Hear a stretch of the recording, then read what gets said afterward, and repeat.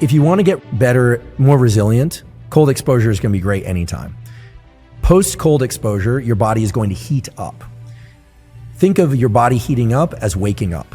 So if you are concerned about not being able to sleep, then I would suggest you do your cold exposure earlier in the day, right?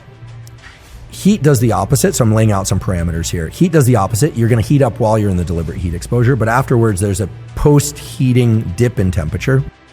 So sauna at night is great as well. Now let's think about how to combine these things. So let's say you're on it's a Tuesday, you've done your weight training on Monday, and you want to do your heat and cold. You don't have time to optimize everything perfectly. You could say, okay, I'm going to do my heat and cold at 10 a.m. or 8 a.m. You get in the sauna for 20 minutes or so, and then you get into the cold for 3 minutes. And then you might get into the sauna again for 10 minutes, and you get in the cold for another minute or so. You end on cold. Yes. Why? Because it'll wake you up, and presumably you want to be woken up for the day. A coolish shower is fine because you want to clean off often. I mean, the ice bath is cleanish, but it's, in laboratories, if we want to preserve something, in particular a virus, we put it in the freezer. If you want to kill a virus, you heat it up. Now, there is what I call the Soberg principle, which is if you are using deliberate cold exposure to increase metabolism, end on cold. So finish on the cold, not just because it wakes you up more, but because then you have to heat your body up naturally, which is a thermogenic metabolic response. So end with cold, and if you really want to push it, you can do things like don't use a towel, use evaporation, spread out your limbs and don't huddle so that you have to shiver more, etc. I mean, there are a lot of little games you can play. But let's say you want to reduce post-exercise inflammation. You're not concerned with hypertrophy gains, of muscle size gains or strength gains. Well, then get in the cold after your workout. Do that for some people can do 10 minutes, reduce inflammation. Let's say you really want to hit growth hormone, which is what you asked. The biggest effects of sauna on growth hormone, and they are big effects, are when the sauna is only done once per week, but it's done in 4 cycles or sets, we could say, of 30 minutes each. So that means 30 minutes in the sauna, then a 5-minute break, just air cooling off, or 10-minute break, then back into the sauna for 30 minutes. Then again in the afternoon, 30 minutes in the sauna, then 10 minutes just air cooling off, and then back into the sauna for 30 minutes. So that's 2 hours at 187 to 212. So you have to be very careful, right? Heat can kill you. You got to hydrate. You need to make sure you get enough salt. This is work, right? But you see in these human studies up to 16-fold increases in growth hormone. So you can imagine this could exert some very strong reparative effect if you're training for a big event or endurance event, or maybe you're just really wiped out from the week. This is a stressor, but it's a stressor that delivers a potent growth hormone response. Now, if you do sauna more often than that, you're not going to want to do 2 hours a day in the sauna because presumably you're doing other things. You have a life. And in addition to that, the growth hormone effect starts to diminish if you become too heat adapted. And that raises a more interesting question perhaps, which is why is it that this 2-hour protocol really works if you do it once a week to increase growth hormone? It's because it's a stressor, and certain stressors increase growth hormone. Does it have to be heat? No. You could probably also do 4 really long rounds of ice bath, and I'm guessing you'd probably see a similar effect. No one's ever really looked. You'd probably see a similar effect because it's all about the stress stimulus.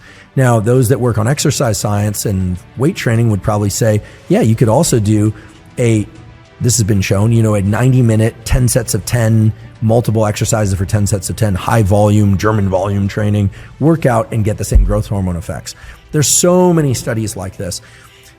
I personally like to do the sauna 2 or 3 days a week. And if I'm traveling, I often don't get the opportunity. People are trying to incorporate this into their daily life. And just like as we said, for ice bath, if you don't have access to ice or ice bath or cold tub, do cold shower or longer cool baths. With heat, I realize not everyone has access to a sauna. Hot baths do work.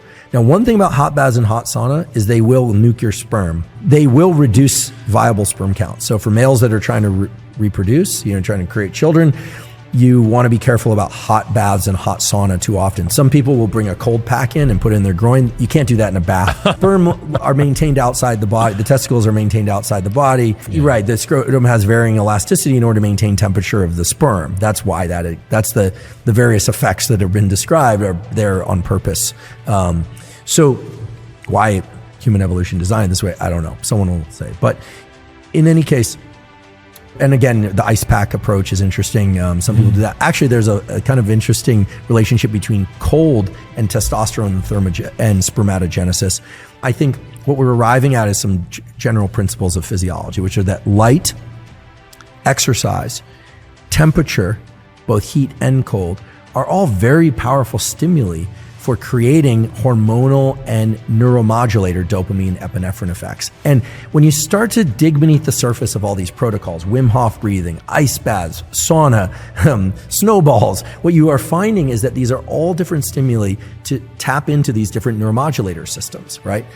Sunlight on our skin and into our eyes organizes all these hormone cycles. There's a beautiful study out of Israel just this last year, peer-reviewed study showing that if men and women are told to go outside and get a lot of sunlight exposure on their skin for 20 minutes a day, 3 times a week, testosterone and estrogen levels go up substantially. Feelings of desire and sexual passion go up. There's a real effect of the summer months for people. And it's hormonal, and that's because the skin is an endocrine organ. These effects shouldn't surprise us. And some people hear these and they go, oh, so basically you're just telling us to get sunlight and exercise and eat well and avoid bright lights at night so that you can sleep. Yeah, that's basically what we're saying. We're saying that because there's now substantial physiology to support that. There's nothing new in terms of the mechanisms. The mechanisms haven't evolved in, we believe, hundreds of thousands of years, if not more.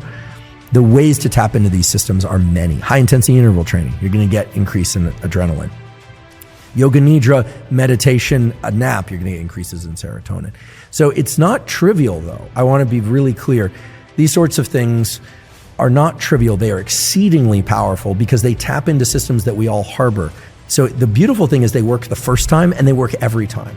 And there are very few things you can say that about. They work the first time and they work every time.